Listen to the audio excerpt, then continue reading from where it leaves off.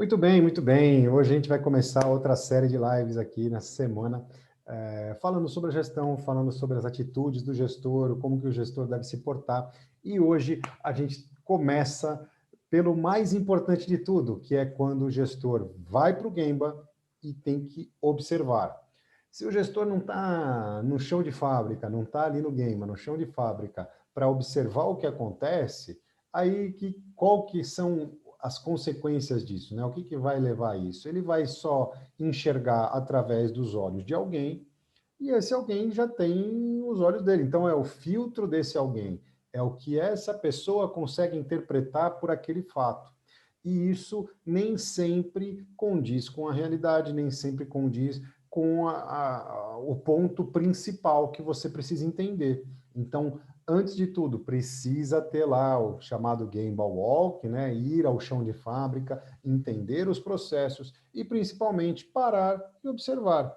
Por quê? Porque a grande maioria dos problemas que acontecem são solucionáveis de maneira lógica. Então, não precisa chamar o super especialista da máquina, o super especialista do processo, para ter uma definição exatamente do que está acontecendo. Apenas usando a lógica, observando as oportunidades, o gestor vai ter condição de tomar a atitude que tem que ser tomada. Então, o primeiro passo do gestor, ir ao Gemba, ir ao chão de fábrica e observar. Certo, Yoshida? Exatamente, André. E o que ele tem que observar? Três coisas, que são os três mus, que é o muri, que não é a condição que não dá para fazer algo, ou o insuficiente para fazer, o murá, que é a incerteza, e o mudar, que é o desperdício. Mas mais que isso, você observou, pensou, criou uma teoria do que deveria ser o que vai resolver o problema. Então, Yoshida observou e criou a teoria dele, o André outras pessoas mais outras ideias e percepções.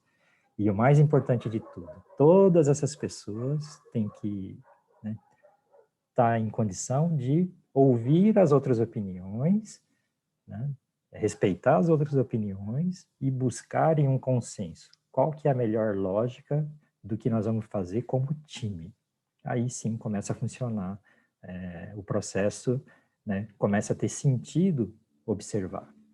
Então eu vou para o Gemba para observar, para criar uma lógica, debater essa lógica, criar o consenso. Aí sim começa a funcionar o Kaizen como time, né?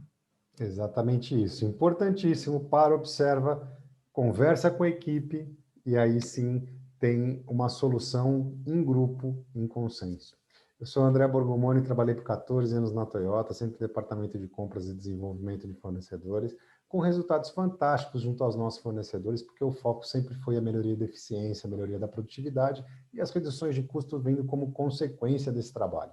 E nos últimos 3 anos eu foquei muito na parte do autoconhecimento, da inteligência emocional, constelação familiar, PNL, que me trouxe a felicidade de reencontrar aí Yoshida depois de 12 anos, e juntos estamos construindo linha emocional, que une as técnicas do Lean Manufacturing, a organização e a inteligência emocional, para construir essa base muito sólida para que todas as empresas possam dar verdadeiros saltos de melhoria de eficiência e produtividade. Não aconteça como a gente cansa de ver aí, que as empresas até, né, as equipes até se juntam, fazem lá o Kaizen de uma semana ou um task force, mas até atingem uma melhoria de eficiência, mas depois de um tempo volta à condição anterior, porque a equipe inteira não estava preparada para dar esse salto. Não é isso, Exatamente, André. Gratidão por estarmos juntos nesse trabalho já gigantesco.